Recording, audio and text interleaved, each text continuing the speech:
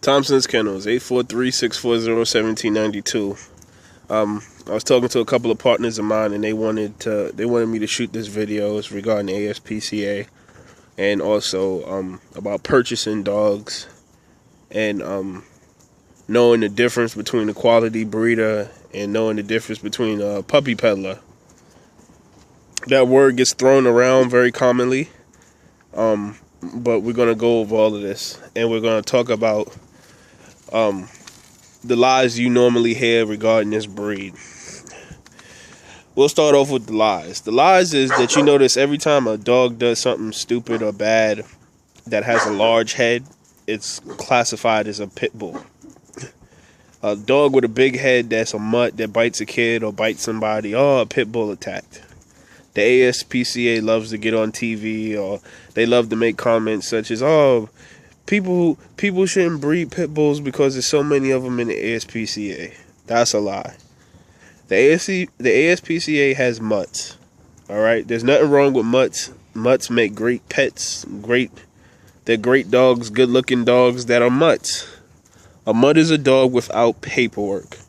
There's no way to trace the genealogy of the dog, the lineage of the dog, to know where it came from, so it cannot be bred. That's why they spade them and neuter them, and they sell them as pet quality animals. Okay? Every dog you see here on this yard has ADBA and bona fide paperwork. Every dog here, I can trace the lineage on all of them and let you know where every last one of them came from.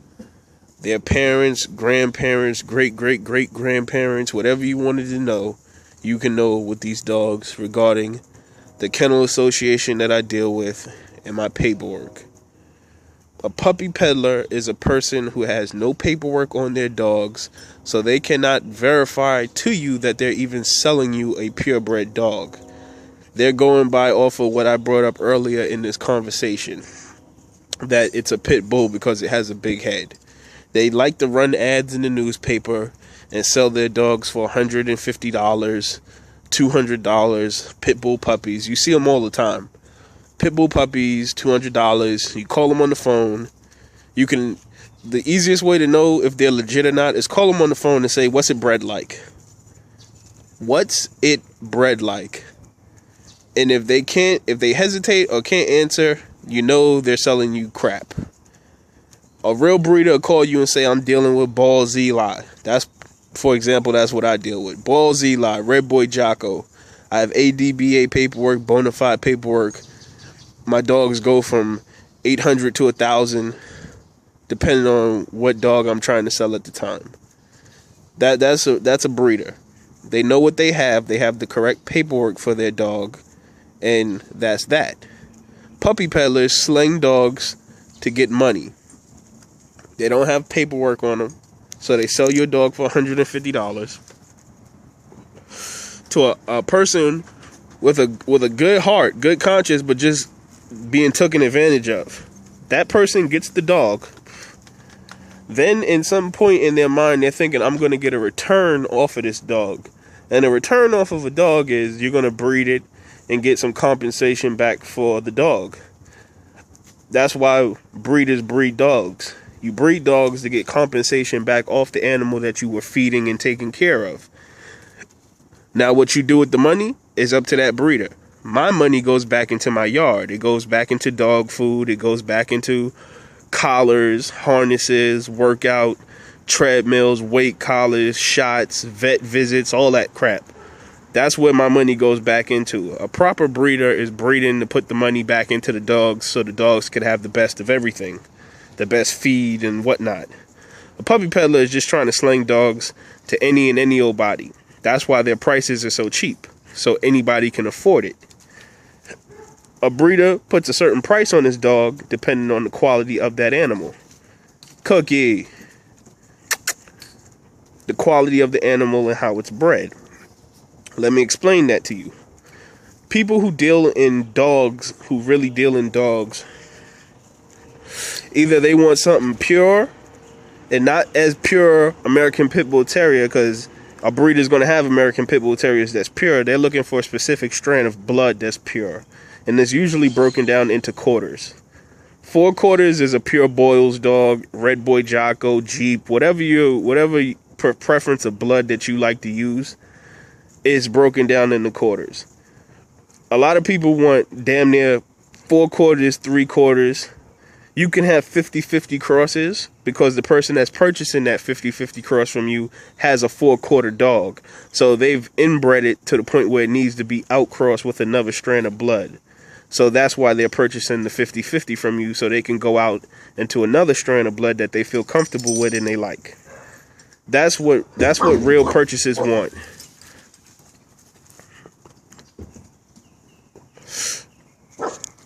Y'all guys kind of understand where I'm coming from with that? All right. That's what a lot of purchasers want. So that's why you see breeders that line breed and inbreed. It's because they're tightening up their blood.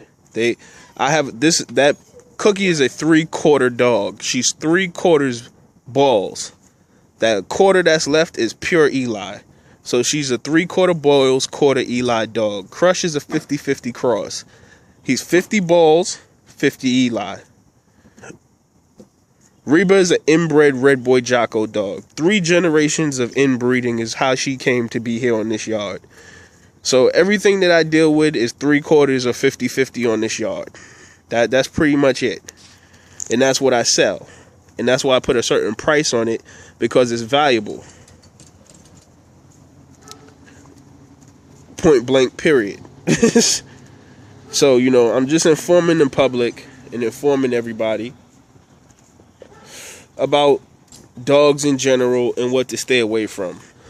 If you happen to have a dog that's a mutt, there's nothing wrong with that.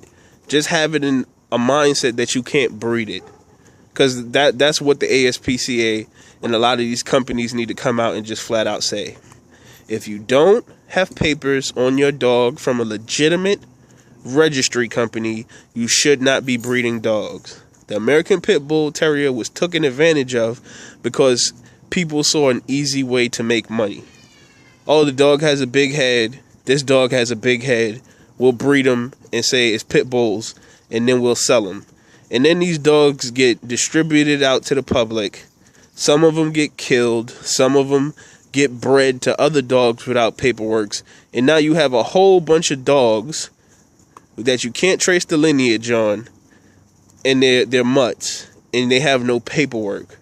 So people have no value for it. That's why they end up walking the streets. Because just like most of my fans know, and anybody who's watching this video, if someone spends $800 to $1,000 or $1,500 or whatever the price is for a purebred dog with papers, they're going to resell that dog. The dog is not going to end up in the street or wander in the street to get picked up by the dog catcher. Why? Because it's worth something. People put dogs on the street that aren't worth anything. They paid next to nothing for it.